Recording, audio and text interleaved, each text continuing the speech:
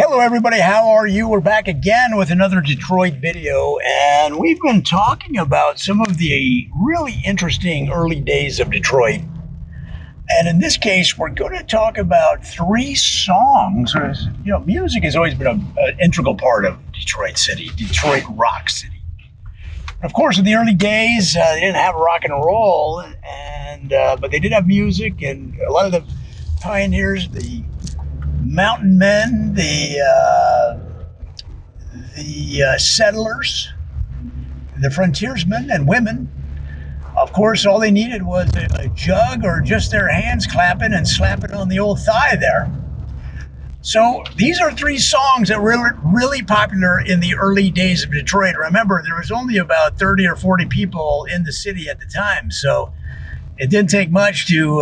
If you wanted to, for example, create the Detroit chorus. Now, if you do that today, you might be talking 300 people. But in those days, all you needed was your sister or your buddy, and you go, "Hey, man, you want to start the Detroit chorus?" And they'd be like, "Heck yeah, let's do it!" Because in those days there was a lot of enthusiasm, and again, the cynicism of later times didn't quite settle in yet. So the first song that we're going to talk about was Detroit City. Hold on one second. Let me check my notes. Yeah. Detroit City Ragtime Twitty. Detroit City Ragtime Twitty.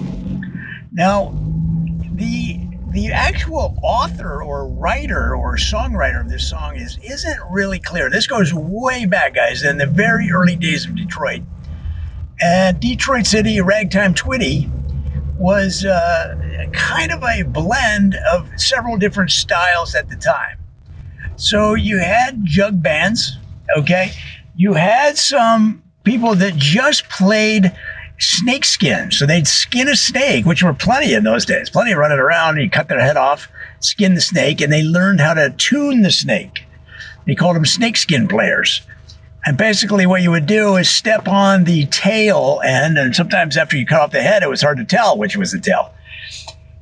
You would cut off the head and step on the tail once you had dried the snakeskin and then you had waxed it.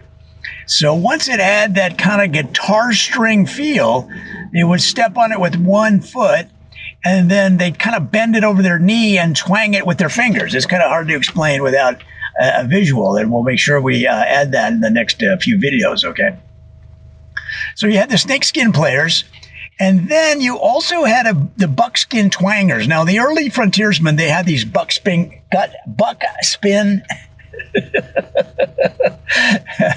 They also couldn't talk.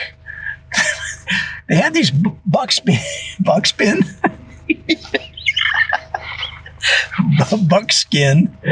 jackets that had those leather things hanging from the sleeves, the little fringe. But it wasn't like a light fringe. I'm talking about heavy leather, right? Because what they would use those leather fringes for, they were a good, 6, 8, 10 inches long. Sometimes if you had an old guy, they'd have 12, 16-inch fringes on those buckskins. And the reason for that was if they had to, they could cut one off in case somebody got bit by a snake. And then what they would do is they'd wrap that around the limb, the arm, the leg, and they'd cut off the blood. Then they'd suck the poison out, right? So you had to go, and you get the poison in your mouth. And then you spit out the poison. That's how they would do it back in the day. Now, what would happen is sometimes your buddy is there with, dying of snakeskin bite, and then your other buddy sucks the blood out, and this makes your buddy that's potentially going to die laugh, right? It makes him laugh. He's like, "Oh my God, this is crazy," right? So he laughs, and he is saved because the other buddy sucked the poison out. But the sucking poison guy, he starts laughing too. Well, he forgot to spit out the poison because he's laughing. And it goes into his system, it goes into his gullet, and he ends up dying. So that's the kind of thing that they would play those fringes like a musical instrument, guys. So those three elements were all in this one song. Now, the number two song that was big at the time was Detroit River, Cry Me a Stiver. And a stiver was when you got a thorn in your pinky, and a lot of people called it a stiff. And so they just made it rhyme with river, all right?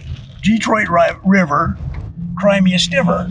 And that means if you cry, like if you're on the frontier and you start crying because of a little thorn in your finger, then they would just cut the finger right off. And that's what that lyric was about.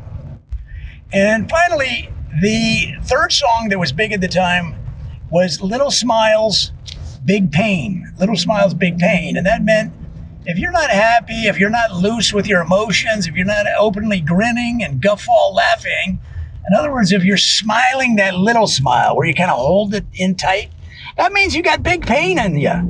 And back in the day, they couldn't afford to have you out there on the prairie, out there in the Detroit wilds, out there in the woods, out there on the rivers, out there on the beaver dams, if you had that pain in you, because that meant you were going to be a hindrance. You'd probably start sobbing, and they'd have to leave you behind, and then you would have got eaten by wolves.